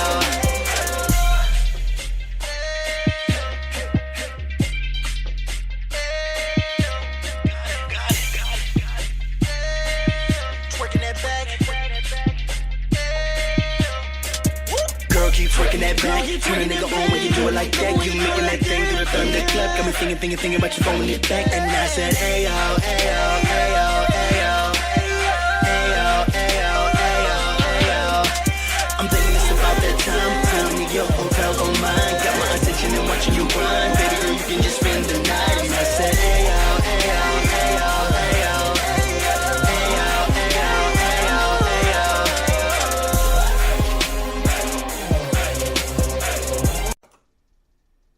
This is Janera, and you're listening to The Stephen Knight Show. Welcome back to the Stephen Knight Show. Hey, Ron Cosby, how's it going? I'm great, man. I'm great. Happy Monday, man. Happy Monday. Happy Monday. How was your weekend? Fast, quick. It did fly by this weekend. Yeah, I mean, yo, it's already February Can you believe it? Man. We were talking about that earlier, how it's... We'll be here. Yeah. I'm sorry, go ahead. No, how it's already almost halfway through February. It was just New Year's Eve. Right. Yeah. It'll be 2020 in like an instant. I mean, it's flying. This year will fly by quickly. That's true. That's true. You talking about anything exciting with sports before I talk about some stuff? No, you go ahead, take it away. Let you do your thing. All right. Well, okay. Well, let's see. Do you know the name Kareem Hunt? Kareem Hunt. No. Who's Kareem Hunt? Kareem Hunt. You don't know who that is. That doesn't ring a bell at all. Nothing. Kareem Hunt. Okay. Oh, yeah, the football running back for the Browns. Right. He signed with the Browns. Yes. Do you know... Is that the one who beat up the girl? Correct. Yeah. Look at you, Stephen. Okay, look at you. Yeah. I see you. Was that his girlfriend or his wife? That was a girlfriend, wasn't it? It was, I believe it was an ex-girlfriend. Ex-girlfriend, okay. Or a girlfriend. It was a girlfriend. Mm-hmm. It was a girlfriend, or it was a friend or something. But yeah, they were fighting in the lobby of the hotel or something. Mm-hmm. Yeah. The Browns signed him. Wow. What do you feel about that? Well, it's interesting. I just pulled it up while we're talking here, and this is the headline that says, Cleveland Brown signs Kareem Hunt despite a video of him assaulting a woman. FYI, Kaepernick is still banned for kneeling. That's how I feel about it. That's how you feel about it? Yeah. Yeah. So they'll sign an abuser. Right. That's on camera. Exactly. He admitted to it. He apologized about it. Yeah, right. He admitted guilt to it. So, which is crazy. Yeah. Well, for me, this is bigger than him. This is more NFL because... Yeah. I'm not knocking right. Mr. Hunt. Mm-hmm. He's trying to get paid. Right, exactly. I fought the teams that actually hired him. Or even with that, hey, if you want to hire him, whatever. But don't not give Colin Kaepernick a job, and he didn't do anything wrong. He's nothing. Peacefully protested. Peacefully protested. He's been a stand-up guy. Yeah. It's all because of hurt feelings, and it's crazy. It's crazy. It's crazy. All right, let's see. Do you know who Kyler Murray is? Kyler Murray? No. Who's Kyler Murray? Kyler Murray. You probably don't know who that is at all. I know he's a football player. Are you doing some like finger shuffling? No, not at all. No. Okay, okay. He won the Heisman Trophy this past year. Yep. You don't know. Okay, anyway. He is a two-sport athlete, and so he was baseball. Actually, yeah, exactly. And he decided that he's going to focus on the NFL. Yeah. And not baseball. So he is over baseball. He is totally committed to the NFL, to football. So I think it would be hard. I know athletes have done it in the past, but I think it would be hard to do both. Just because if you want to be at the top of your game in one, you know what I mean? It's kind of hard to commit to both. Yeah. You know, because I know even when I play basketball, I play basketball year round to stay on top of my game. And so I can only imagine having, especially at that level, professional level, to do two sports. What are your thoughts on that? Well, first of all, Stephen Knight, y'all, he can play some ball. I didn't think that could. You didn't think I could? I didn't think that you could play that well, man. I gotta give you your props on that still to this day. Like you're good. Well, you're good too, though. You're good too. Oh, thank you. We had a one-on-one tournament a few years back, and you had the even though it was my home court. It was your home court. But everybody was rooting for you, which is so. With the trees. You know, people are just petty. People can just be haters. The trees were rooting for me. The trees, nah. It was. Well, nah. It wasn't there some people there watching this play? I don't think they were paying attention to us. People there. They might have been. I don't know. I was just trying to win. Whatever. Rematch. Right. We got to. Summer 2019. Exactly. Let's get it. All right. Yes. And I'm going to win this time. All right. So I'm going to say. Okay. We'll talk about that off air. Okay. Okay. Because I'm winning. All right. So, do you remember Bo Jackson? Bo Jackson, yeah. Yeah, he played both. You know, Bo was a two-sporter. Yeah.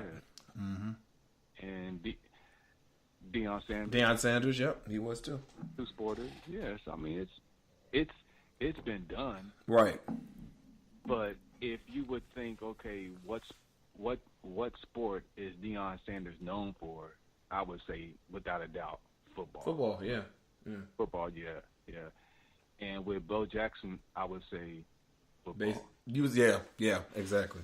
Yeah, I mean, he was, a great baseball player, but I just think that he was more known as right. That's true. Know, playing football. Yeah. So, but as far as like now, I don't think that you can even do that now. Like I think that teams and leagues are going to force you. No, you need to focus on either baseball or football, because what if you get hurt playing baseball, and then you want to get on foot? Yeah, and it's vice versa. It's just a different time now. So yeah, focus on either or. I agree. I don't see players doing both. I don't see leagues allowing them to do both now. I just don't see it. Right. I don't see it. All right. This is the anniversary. Today is the anniversary of something that happened in sports that was such an epic thing that happened on this day back in 1990. Okay. And what is it? We were babies, but I wasn't born. Remember your dad. I wasn't born. Go ahead. I'm playing. Okay. All right, Pinocchio. Okay. Yeah. Okay. Well, ask your dad then, since you weren't born yet. Right. Do you remember your dad maybe telling you stories about this? About 1990, an upset, like it was an upset of the ages, man. Like it was the upset of all upsets. The national title? It has to do with a title, yes. Okay. Yes. In a sport. Well, tell us. Baseball. It starts with the letter B. Basketball? Nope. What is it? Baseball?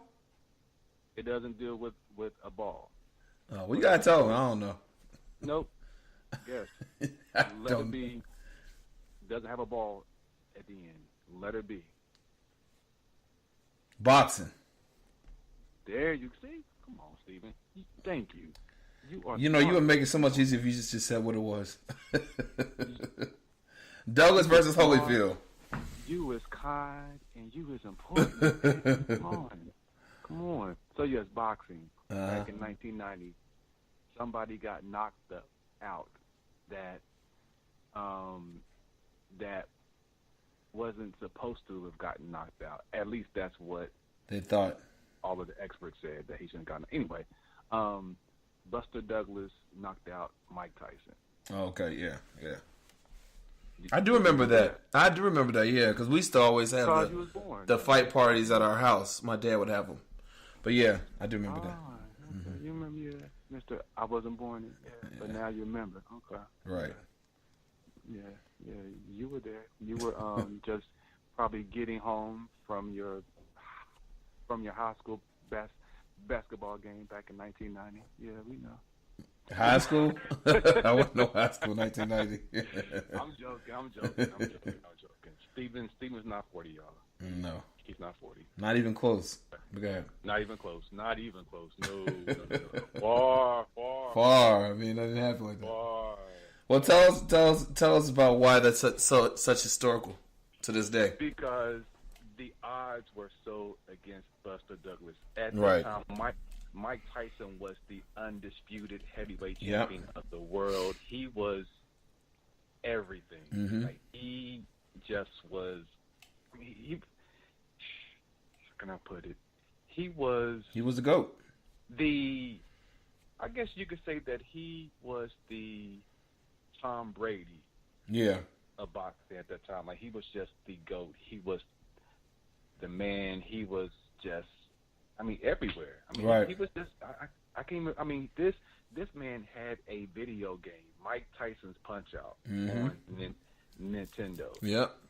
You know, which is like a classic game. But anyway, he was just everything, and he was beating dudes up left and right, taking names, and he was just this powerful guy with this amazing body, and he was just different. He was just not. He was like he looked like the boxer for that era. Like he just fit. He kind of had like gold. Didn't Mike Tyson have like gold teeth or something, like a gold front or something? Yeah, it was real flashy. He was just very hood. Mm-hmm. Yeah. He was a hood dude in a good way, not in nothing negative or anything, but just in a good way. He just represented the streets, right. The hood, and he was a great boxer, a great fighter, and they didn't think that he was going to lose, especially to Buster Douglas. Right. They didn't think that was going to happen, and Buster Douglas busted that ass, and that's it. But anyway, yeah, that happened back in 1990, and it shocked the world. It did, yeah. I remember that. I do. Yeah. It was kind of like when Down Goes Frazier. Yeah.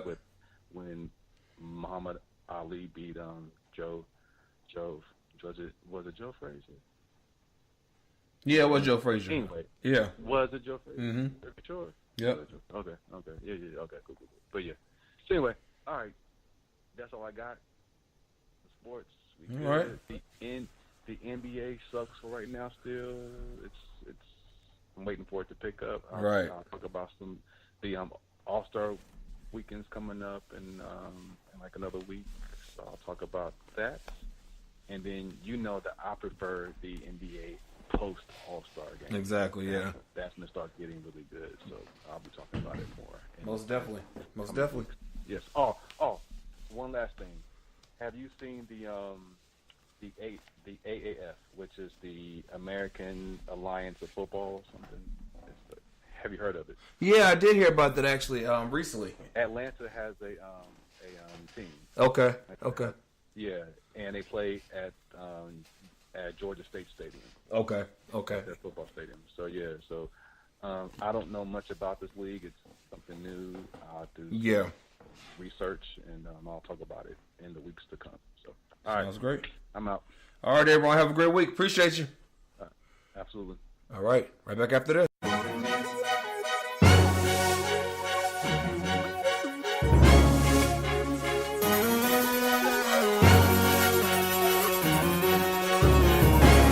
Just the other day, he turned and walked away.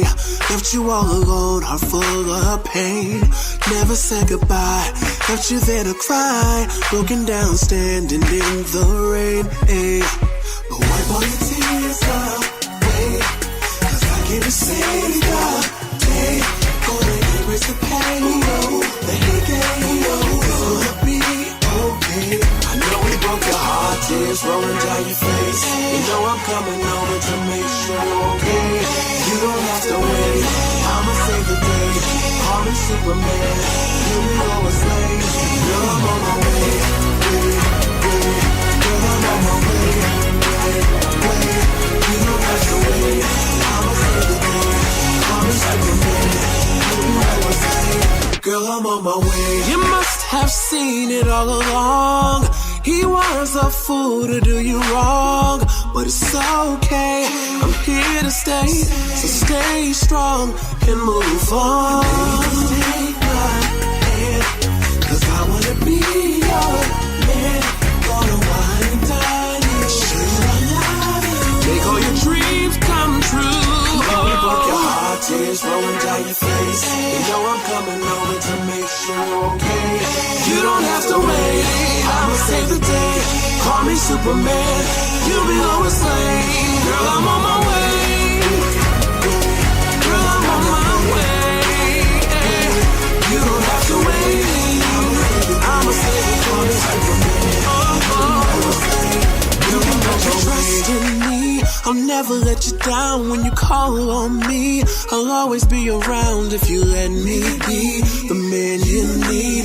Baby, I'll fulfill your fantasy. But wipe all your tears away, 'cause I came to save the day.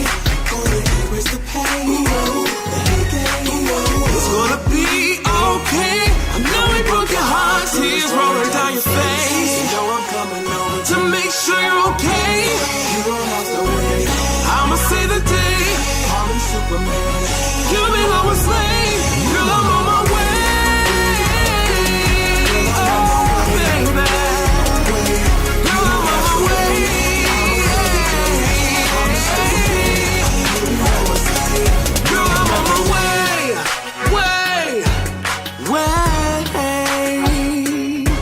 I'm on my way, you save the day, you'll be okay, hey.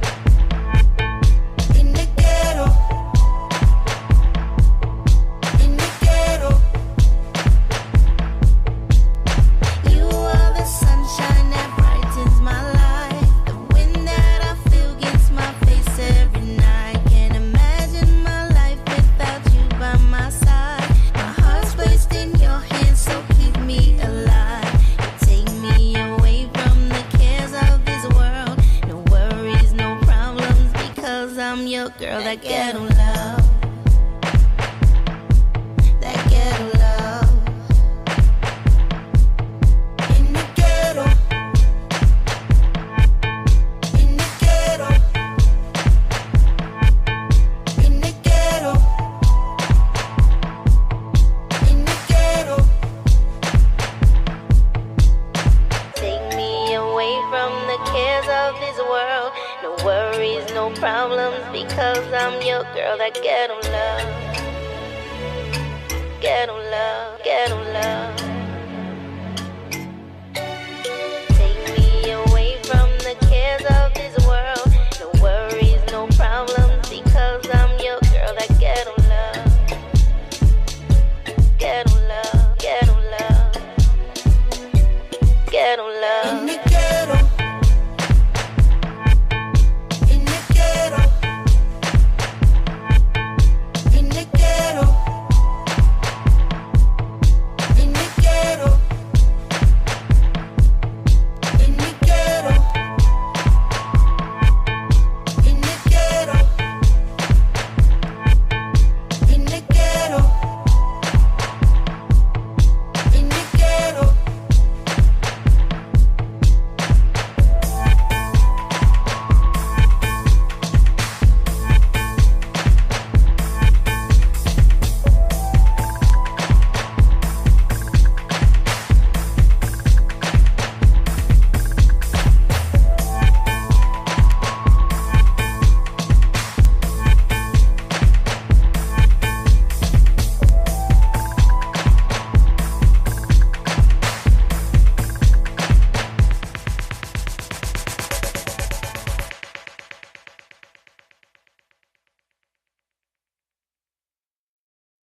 This is Savage, And this is Ty.